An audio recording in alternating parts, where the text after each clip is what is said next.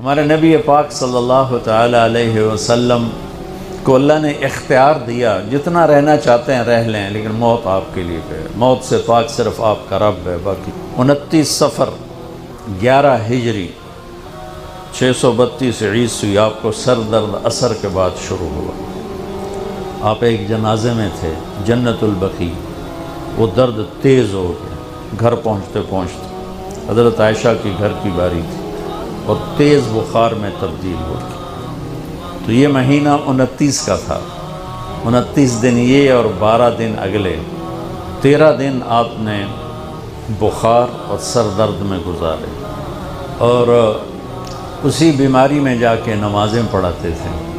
آپ کے جانے میں 5 دن باقی تھے تو آپ کا بخار بہت تیز ہو گیا، تو آپ نے فرمایا کہ مجھے 7 کنوؤں کا پانی لا کر غسل دو۔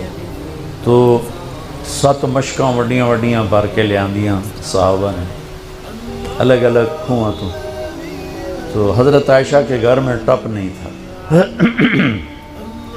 تو حضرت حفصہ کے گھر سے ٹپ منگوایا گیا۔ آپ تہمت باندھ کے اس میں بیٹھے اور ایک ایک مشک آپ پر ڈالتے گئے۔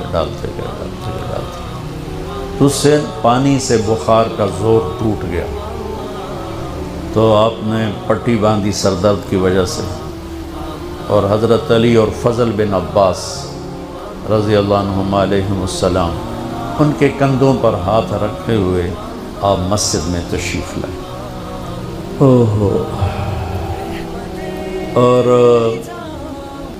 مسجد بھری ہوئی تھی۔ آپ نے ایک چھوٹا سا بیان دیا، وہ آپ کو سنانا چاہتا ہوں۔ آپ نے فرمایا، لوگوں، میں ایک زمانہ تم میں گزار کے جا رہا ہوں، میں نے کسی کا حق مارا ہو تو مجھ سے لے لو، کسی پہ زیادتی کی ہو تو بدلہ لے لو، کسی کو تھپڑ مارا ہو، سوٹی ماری ہو، بدلہ لے لو، قیامت کے دن میرے اوپر کوئی مقدمہ نہ کر دینا، میں اس دن کی پیشی کو برداشت نہیں کر سکتا۔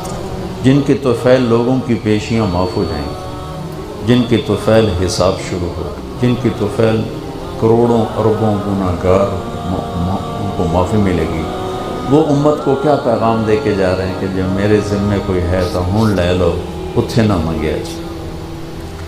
آپ نے اس کو اتنا دہرایا کہ صحابہ رونے لگے۔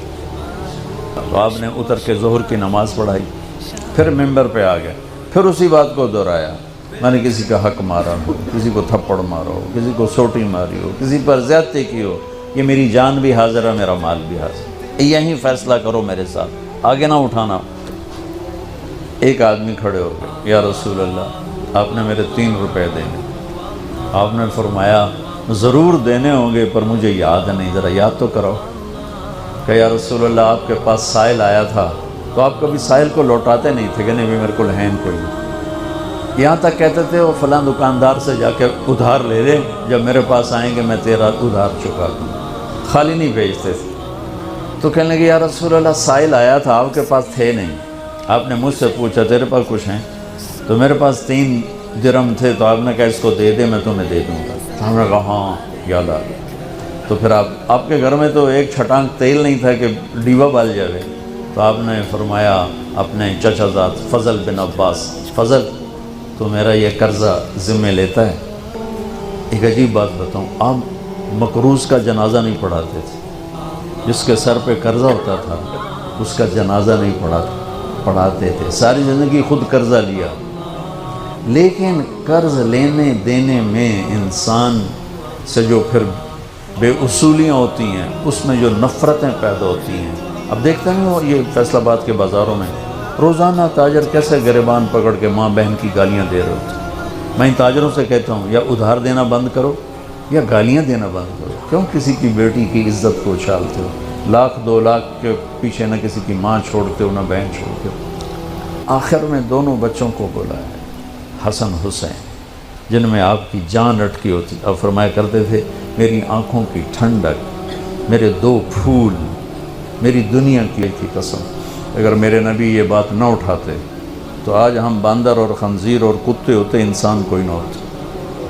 ایک مچھی کھا دی آئی موسیٰ علیہ السلام دی قوم تے اللہ باندر بنا چھڑے سے۔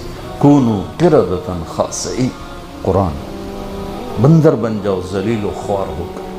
اور پابندی کیا تھی؟ ہفتے نو مچھی نہ کھاؤ، سود کے کاروبار کرنا، سودی قرضے دینا، ماں باپ کی نافرمانی کرنا، شراب کے اڈے چلانا، زنا کے اڈے چلانا، جھوٹے مقدمے کرانا، جھوٹی گواہیاں دینا، ناجائز قتل کرنا، یہ وہ گناہ ہے کہ ہم کب کے کتے بلے بن چکے ہوتے۔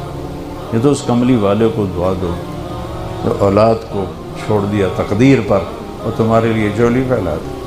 کیا کرو گے میری امت کے ساتھ؟ جبریل واپس آئے، پیغام لائے، یا رسول اللہ، اللہ فرما رہے ہیں ہم آپ کی امت کو تنہا نہیں چھوڑیں گے۔ آپ نے کہا الآن قرۃ عین، واہ یا رسول اللہ، قربان جائے۔ آپ نے کہا اب میری آنکھیں ٹھنڈی ہیں۔ اللہم الرفیق الاعلی، یا اللہ ہم بلا، ہم آمن تیار۔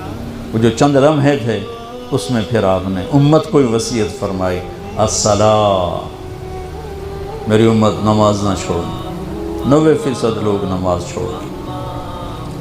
وما ملکت ایمانکم، اپنے نوکر، ملازم، غریب، ان پہ ترس کھانا، فرعون نہ بننا۔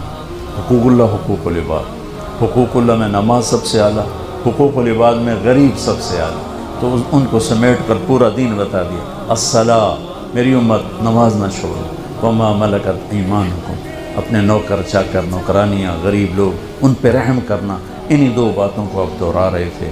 پھر آواز کمزور ہوئی تو کہا الصلاۃ، الصلاۃ، الصلاۃ، نماز، نماز۔